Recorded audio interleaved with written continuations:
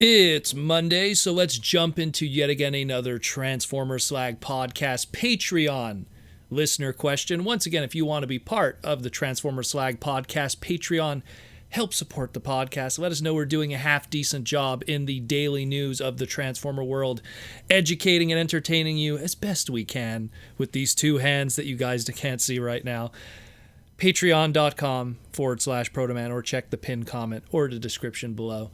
What does that get you? Well, it gets you your name in the end credit scroll at the end of every segment, access to the exclusive Transformer Slag podcast Discord where we break the news, have deep discussions, lore downloads, deals, and everything in between. And depending on what tier you're at, you might get a little something something in the mail, or the access and the ability to do the Patreon listener question. We got a Patreon listener question today from longtime patron Stitches Productions, or Stitch Production, depending how you want to say it. And they want to know, howdy, Proto. I got a question, and I want your opinion on it. When do you think Hasbro will take a risk when it comes to their Transformer shows? No offense to War for Cybertron Trilogy, but it was really following the G1 formula, aka Optimus Prime and Megatron, spark hunting, etc. Do you think we'll ever get something or that is different, like animated Beast Wars or even the Unicron Trilogy? To kind of add to that, do you think we'll ever get new designs that exist from characters such as like they did with Armada, like Red Alert, or even stuff like what the movie did? Thanks for reading, Stitch Productions. Well, thank you for the Patreon listener question, Stitch. I've said this before, I believe, many times, maybe on the streams, the Saturday night streams, but the only time Hasbro ever takes a risk with Transformers is when they're at a downtime. And you just listed them right there. You listed on your thing there something different like animated Beast Wars and Unicron Trilogy. And I'll hyper-focus more specifically on the beginning of the Unicron Trilogy of Armada. When animated was done, they were coming off of 2006's Unicron Trilogy. Sales were not as good as they had hoped. You know, the bloom came off of the blossom, so to speak, and it just wasn't looking good. And they knew that the movie was going to be coming, the 2007 movie, but that movie could have gone either way. Historically, up to that point in 2007, now keep in mind, in 2007, we still didn't have that Iron Man movie yet. We still didn't have the Avengers movies. It's just, you know, even in that case, we didn't even have the Batman, like the Batman Begins stuff. So they didn't really know if these licensed cartoons or comic book stuff, if they would be gangbuster money. So something based off of a toy line that the last time that they had a movie, which was the 86 movie, was not considered a success in the box office. So from their perspective, they're like, well, if this movie doesn't do well, and potentially it could not do well, we at least have this plan B with this animated thing, and it'll be a different direction. So they were almost planning for failure in a lot of ways, and animated was going to be a different take because it was a downtime and could potentially be even a worse downtime if the 2007 movie didn't do well. Obviously, we know what happened after that. 2007 movie did amazing, and that kind of guided what Hasbro then wanted to do, and then they kind of quickly put an end to animated and then began Transformers Prime to mimic more that aesthetic and drive of the 2007 movie, and even bring in the voice actors from the 2007 movie and the writers. And, you know, the rest is history. You mentioned Beast Wars here. Beast Wars is the same thing, coming right off of the terrible year of the tail end of G2. G2 was just not doing well. And I mean, I'm not going to blame G2 completely because it was G2. It's also, look, it came out around the exact same time that Power Rangers made its debut. It was snake bit from the beginning. You know, Power Rangers was going to do its thing and be the more popular and very different brand at the time. Between 2003 and 2005, you know, there was this huge demand for live action toku kind of stuff and all the pretenders that came with it, whether it be, you know, VR Troopers, Kamen Rider, Superhuman Samurai, Cyber Squad, tattooed teenage alien fighters from Beverly Hills. I know I'm forgetting something, but heck, I think they even I'm trying to think of one more that I think I forgot. Anyways, the point is that, you know, that was what was in vogue at the time, and bringing back old G1 toys with some new G1 toys with the old cartoon with a new face, you know, lift on it wasn't going to save Transformers. And because it was at such a down time, they moved the brand to Kenner instead of the Hasbro division, which was the Cincinnati offices.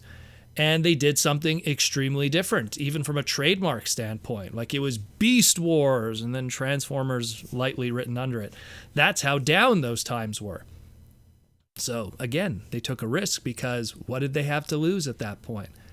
And lastly, we have the Unicron Trilogy, specifically the beginning with Armada, which kind of set the pace. And why is that, you know, the same thing? Well, after they did Beast Machines, which didn't do as well as they had hoped. It was actually pretty bad, the sales for Beast Machines.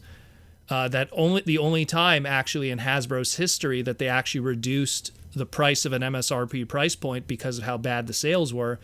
The basic class, which I don't have the numbers in front of me, but I know that the basic class, which is like what Obsidian was and Mirage and Beast Machines and stuff, they actually lowered it, I think, by $1 for Robots in Disguise because the sales were so bad. And when they brought in Robots in Disguise, it really was just a filler line.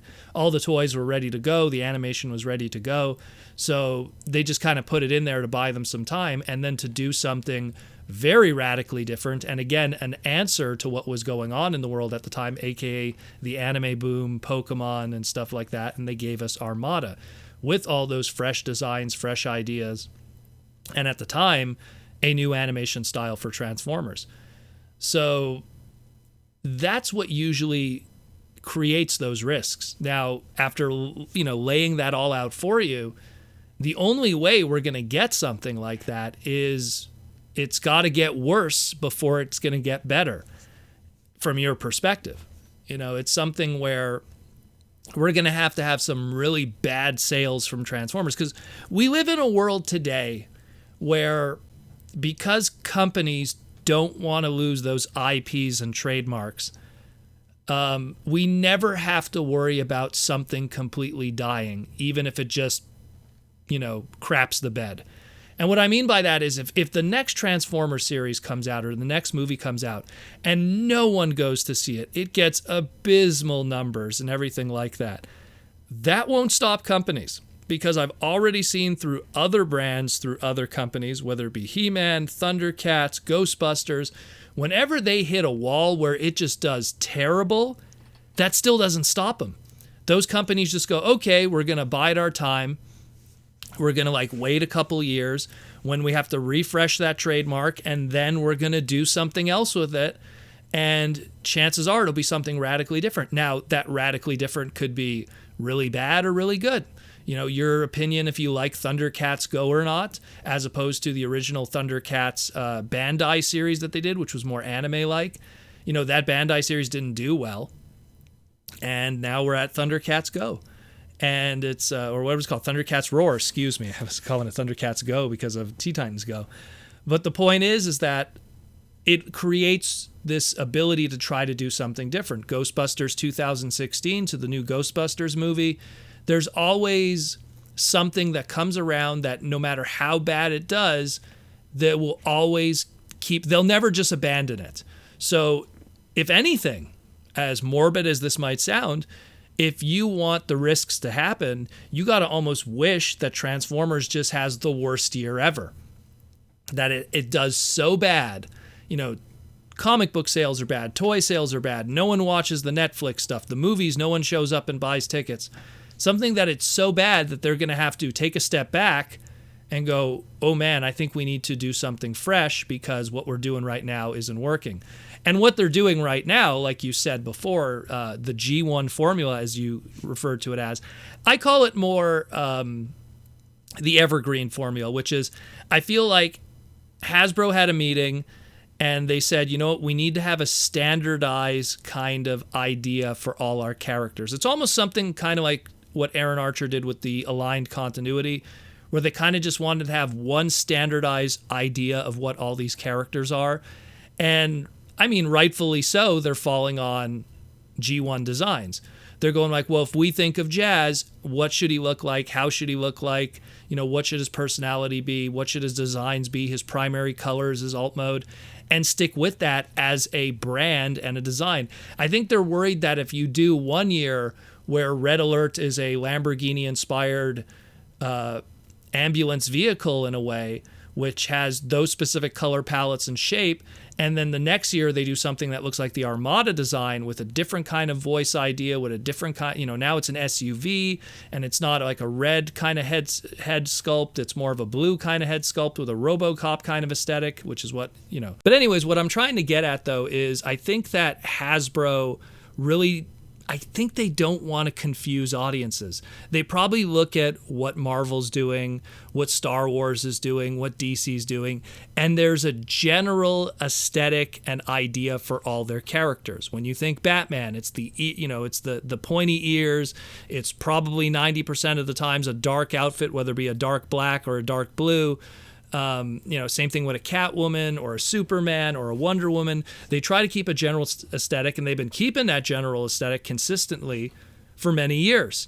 And obviously, they've seen, if you look at the history of, let's just say, DC characters, yeah, there was costume changes throughout the years, but it's no surprise what stays consistent and what stays memorable with people and why they stick with that.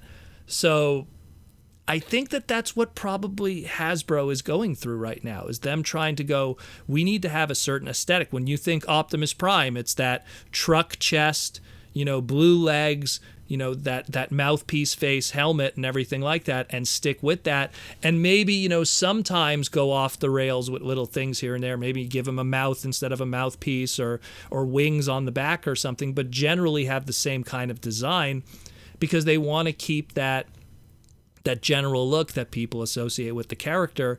And the second you make it too different, maybe they're worried that people would get confused. Again, this is just based on what could be potentially a discussion about keeping the brand visuals in one direction. And that's where, once again, they would only stray away from that if there is a reason to, because of what's the point of keeping a brand direction if we've been doing it up to this point. Like, let's say they continue what they're doing right now, and then finally it just hits a wall. And when it hits a wall, that's when they're going to do something different. Because here's one way to look at it. Generation 1, 1984 to 1990, 91 maybe, if you count UK stuff, and 92.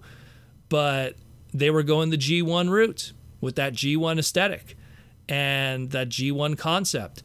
And then when they did G2, it was more like, hey, you like G1? Here's some more G1. We're just going to call it G2. Just like how we could say, like, hey, you like, G1? Well, here's War for Cybertron. Here's this, here's that. But it's really just more G1.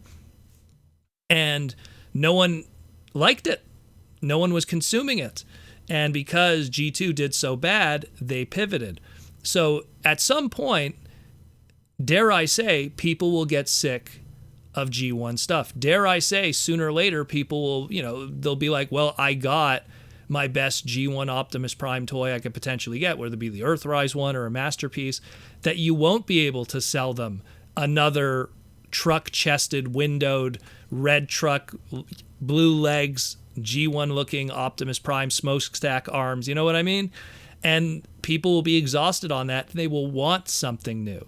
Sooner or later, everyone will get their fix. New fans, old fans, retro fans that have been around forever like me, where I've already kind of hit that fatigue sometimes, where it's like, why do I need to buy this Optimus that's different from the last Optimus? Like when a certain Voyager Optimus comes out that just has those cues of visuals, how is this a different twist or turn than what I've already bought 12 times before and then some? It's the same thing with certain movie toys.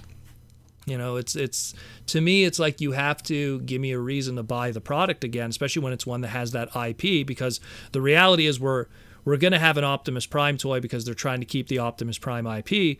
But why am I buying this Optimus Prime toy? I understand why you guys are doing it, but why am I buying it? Is it different than what I bought before? And that's where, again, we look at animated being different.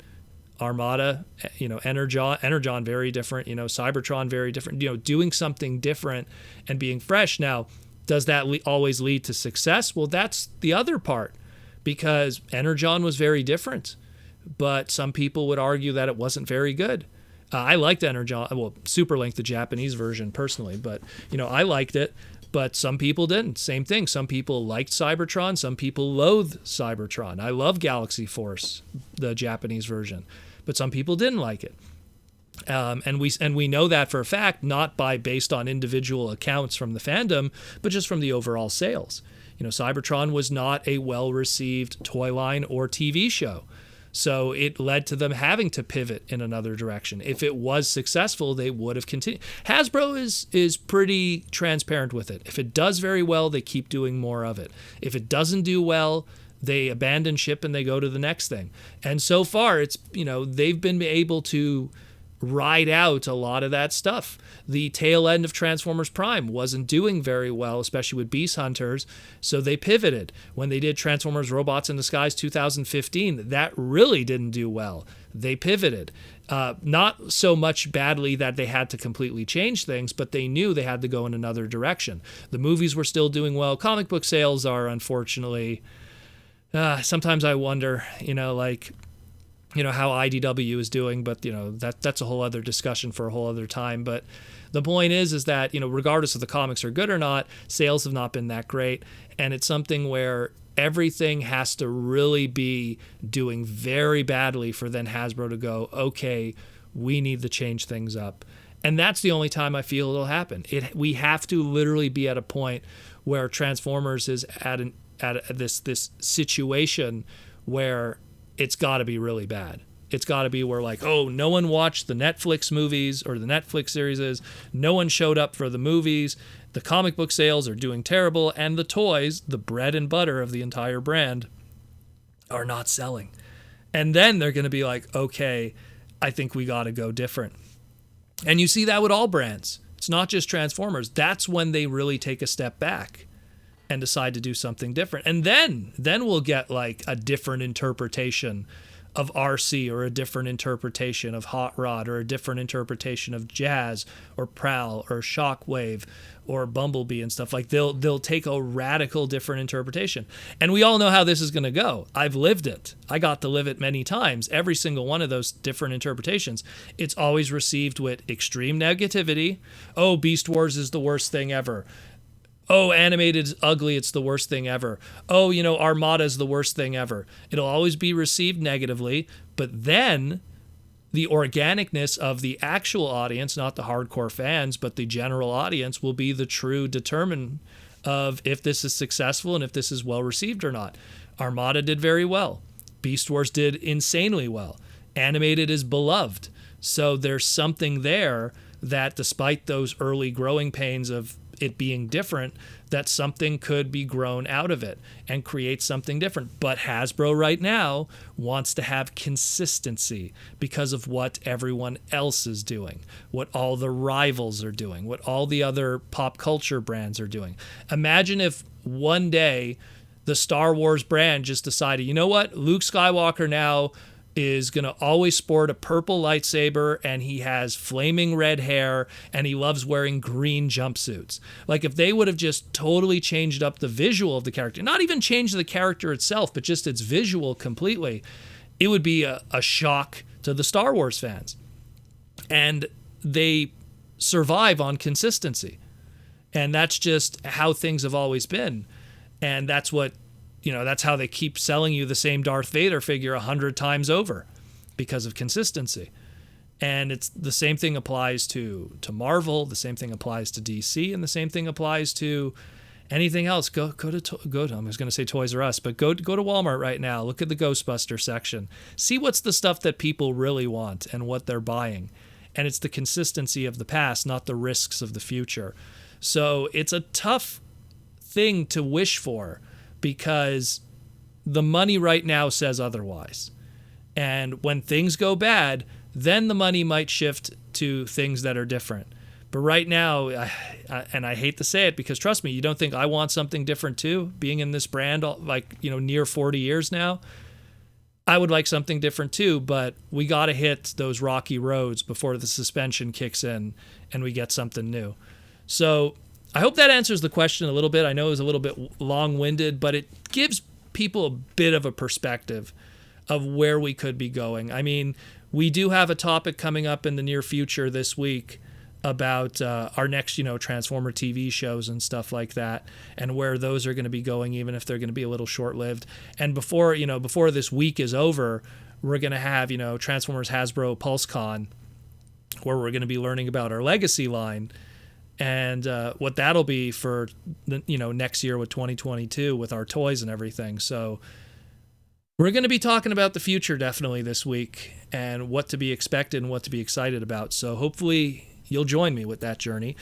And I hope you be joining me on the Patreon too, much like Stitch Production here. Again, thank you, Stitch, for the question.